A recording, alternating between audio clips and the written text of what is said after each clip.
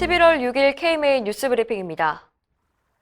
환자 정보를 민간보험사에 넘기는 실손보험 청구 간소화법을 막기 위해 의협집행부가 거리로 나섰습니다.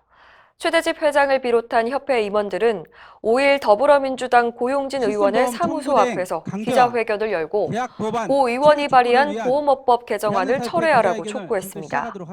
이날 최 회장은 법안의 진짜 목적은 보험사가 환자의 빅데이터를 수집해 보험계약 갱신을 거절하거나 보험료 인상의 근거로 삼기 위한 것이라고 지적했습니다. 겉으론 국민의 편의를 위한 것처럼 보이지만 실상은 정반대라는 겁니다. 또 의료기관이 환자 대신 실손보험료 청구를 하도록 규정한 것도 적절하지 않다고 강조했습니다. 이날 최 회장과 임원들은 지역 주민들에게 실손보험 청구 간소화법은 재벌과 보험사만 배불리는 실손보험 지급 거절법이라는 전단지를 돌리며 법안의 문제점을 알렸습니다. 의료계는 입을 모아 실손보험 청구 간소화법을 반대하고 있습니다. 의협을 필두로 서울시 의사회와 전남, 경남, 부산시 의사회, 대전과 강원도 의사회 등이 줄줄이 성명을 내고 법안에 반발하고 있는데요. 보험 가입자의 질병 정보 유출을 크게 우려하고 있습니다. 특히 지급받은 보험금이 마음에 들지 않을 경우 의료기관의 책임을 전가해 의사와 환자 간에 불신이 생길 것이라는 지적도 나왔습니다. 주로 의대 교수들이 모여있는 학회들도 반대 움직임에 동참하고 있습니다. 대한척추신경외과학회는 5일 릴레이 반대 성명에 동참했고 이보다 앞서 도수의학회도 3일 성명을 내고 실손보험 청구 간소화법은 소비자의 편의를 빙자한 환자 정보 취득 간소화법이라고 꼬집었습니다. 의협이 왕진수가 시범사업에 참여하지 않겠다고 선언한 소식 얼마 전에 전해드렸습니다.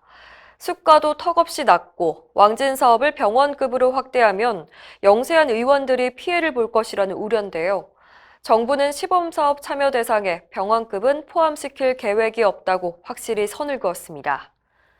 보건복지부 이준규 보험급여과장은 5일 기자들과 만난 자리에서 이번 사업의 명칭 자체가 1차 의료 왕진수가 시범사업인 만큼 의원급이 주도하는 사업이라고 강조했습니다. 한의원이나 치과의원을 포함시킬지 여부는 내년 하반기쯤에 검토하겠다고 말했습니다. 왕진수가 시범사업은 이르면 12월부터 시작될 예정입니다. 의료 폐기물 대란이 해소될 전망입니다.